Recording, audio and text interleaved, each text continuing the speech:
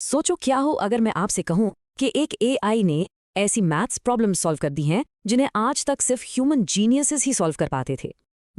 आज हम ऐसी ही एक कमाल की चीज देखने वाले हैं। हम देखेंगे कि कैसे एआई मैथ्स की सबसे ऊंची चोटी यानी कि ओलंपियाड को फतह कर रहा है। और हाँ, ये कोई फ्यूचर की बात नहीं है, ये अभी हो रहा है। इस स्लाइड को देखो, ये पूरी कहानी बता रही है ना। एक नया एआई एजेंट है जो दुनिया के सबसे टफ मैथ कॉम्पिटिशन्स में सबसे स्मार्ट मॉडल्स को पीछे छोड़ रहा है। सवाल तो यही उठता है, आखिर ये हुआ कैसे? ओके, तो ये कितनी बड़ी बात है ये समझने के लिए ना पहले चैलेंज को समझना पड़ेगा। हम बात कर रहे हैं इंटरनेशनल मैथमेटिकल ओलंपियाड की, मतलब आईएमओ। देखो, ये कोई स्कूल का एग्जाम नहीं है, बिल्कुल नहीं। आईएसओ ह्यूमन रीजनिंग और क्रिएटिविटी का आखिरी लेवल माना जाता है। एक ऐसा कंपटीशन जहां दुनिया के सबसे तेज दिमाग आते हैं। देखिए, आईएमओ की जो प्रॉब्लम्स होते हैं ना, उन्हें आप किसी कैलकुलेटर से सॉल्व नहीं कर सकते। इन्हें सॉल्व करने के लिए चाहिए एक लंबी, कॉम्प्लेक्स और बहुत ही क्रिएटिव सोच, एक तरह का गक फीलिंग या मैथमेटिकल इंट्यूशन जो अब तक हम सोचते थे कि सिर्फ इंसानी दिमाग में ही होता है।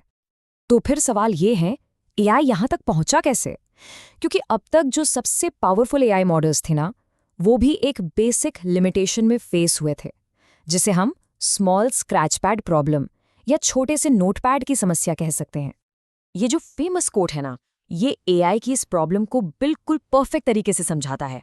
जरा सोचिए, आपके पास एक ब्रिलियंट दिमाग है, पर अपने आइडियाज लिखने के लिए सिर्फ एक छोटा सा कागज का टुकड़ा है। बस यही हाल था एआई का। उसके लिए ये कागज उसकी कॉन्टेक्स्ट लेंथ या वर्किंग मेमोरी है, और आईएमओ जैसे कॉम्प्लेक्स प्रॉब्लम्स के लिए ये तो बिल्कुल भी काफी नहीं था। और प्रॉब्लम ये है कि जैसे जैसे मैथ के सवाल मुश्किल होते जाते हैं, एआई को जो थिंकिंग स्पेस चाहिए होता है वो एक्सपोनेंशियली बढ़ता है, और बहुत जल्द वो एक दीवार से टकरा जाता है। आज के जो मॉडल्स हैं उनकी 64K या 128K टोकन्स की लिमिट होती है।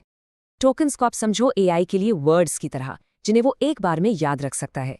और इतने बड़े प्रॉब्लम्स के लिए इतना सा स्पेस तो बिल्कुल नाकाफी था। तो है इस दीवार को तोड़ने के लिए आखिर सॉल्यूशन क्या निकला? मिलिए इस कहानी के हीरो से, इंटर्न S1MO।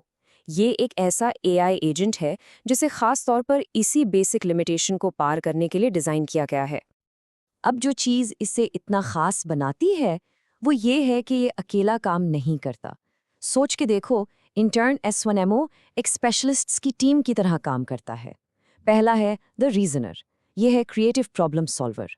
फिर आता है द समराइजर, जो एक डिलिजेंट नोट टेकर की तरह सब कुछ नोट करता है। और आखिर में है द वेरीफायर, ये है रिगरस फैक्ट चेकर, जो हर स्टेप को चेक करता है। और इस टीम का सीक्रेट वेपन क्या है? वो है लेमा मेमोरी। इसे आप एक लाइब्रेरी की तरह इमेजिन करो। यहाँ पर एआई अपने ज़रूरी स्टेप्स और जो आइडियाज़ प्रूव हो चुके हैं, जिन्हें लेमास कहते हैं, उन्हें सेव कर लेता है। इसका फ़ायदा, उसे हर बार ज़ीरो से स्टार्ट नहीं करना पड़ता। वो अपने पिछले काम के ऊपर आगे बिल्ड कर सकता है, बिल्कुल वैसे जैसे हम इंसान सीखते हैं। ओके, अब इस डायग्राम को देखिए। ये हमें दिखाता है कि ये पूरी टीम मिलकर काम कैसे करती है। देखो, हर राउंड में रीजनर प्रॉब्लम सॉल्व करने की कोशिश करता है।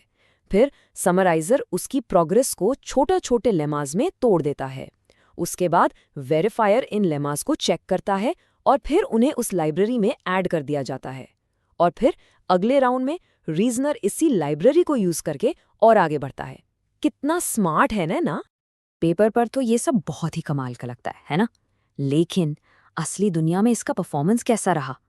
अब टाइम है ये देखने का कि क्या ये नया एआई प्लैनेट के सबसे ब्रिलियंट माइंड्स के सामने टिक पाया।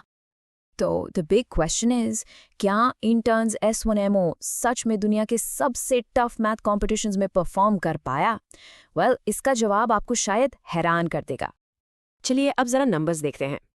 इस स्लाइड पर देखो, HMMT और AMI जैसे बेंचमार्क्स में इंटेंस S1MO ने Gemini 2.5 Pro और Grok 4 जैसे टॉप मॉडल्स को आराम से पीछे छोड़ दिया।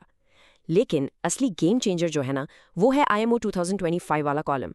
यहाँ इसने 26 पॉइंट स्कोर किए हैं, जबकि बाकी मॉडल्स 14 या उससे भी बहुत कम पर अटके हुए हैं। ये जमीन आसमान का फर्क है, सीरियसली। लेकिन रुकिए, ये सिर्फ कोई लैब टेस्ट नहीं था। नहीं, इस एजेंट ने ऑफिशियली चाइनीज मैथमेटिकल ओलंपियाड 2025 में पार्टिसिपेट किया। मतलब real world test, human experts ने इसे बिल्कुल उन्हीं रूल्स और टाइम लिमिट्स के अंडर जज किया जो इंसानी कंटेस्टेंट्स के लिए होते हैं। और रिजल्ट सुनिए, 126 में से 102। पता है ये कितना है? ये स्कोर ह्यूमन गोल्ड मेडल के लिए जो 78 पॉइंट्स की लिमिट है उससे कहीं ज्यादा है। इस एआई ने सिर्फ compete नहीं किया, इसने गोल्ड मेडल लेवल का परफॉर्मेंस दिया है। अनबिलीवेबल। तो इस सब का मतलब क्या है? क्या एआई अब ह्यूमन रीजनिंग से आगे निकल गया है? चलिए अब थोड़ा पीछे हटते हैं और सोचते हैं कि साइंस और टेक्नोलॉजी के फ्यूचर के लिए इस अचीवमेंट के क्या मायने हैं। देखिए, रिसर्च पेपर के राइटर्स खुद कहते हैं कि ये अचीवमेंट मैथमेटिकल रिसर्च के लिए लार्ज रीजनिंग मॉडल्स यानी LRMs को अपनाने वाली फ्यूचर रिसर्च का रास्ता साफ करती है। आसान शब्दों में इसका मतलब है कि ये तो बस शुरुआत है। और ये समझना बहुत ज़रूरी है कि ये सिर्फ मैथ प्रॉब्लम सॉल्व करने के बारे में नहीं है, बिल्कुल नहीं।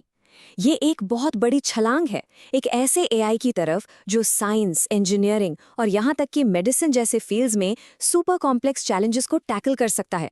सोचकर देखिए, एक ऐसा एआई जो नई दवाइयाँ खोज सकता है या बेहतर मटीरियल्स डिज़ाइन कर सकता है।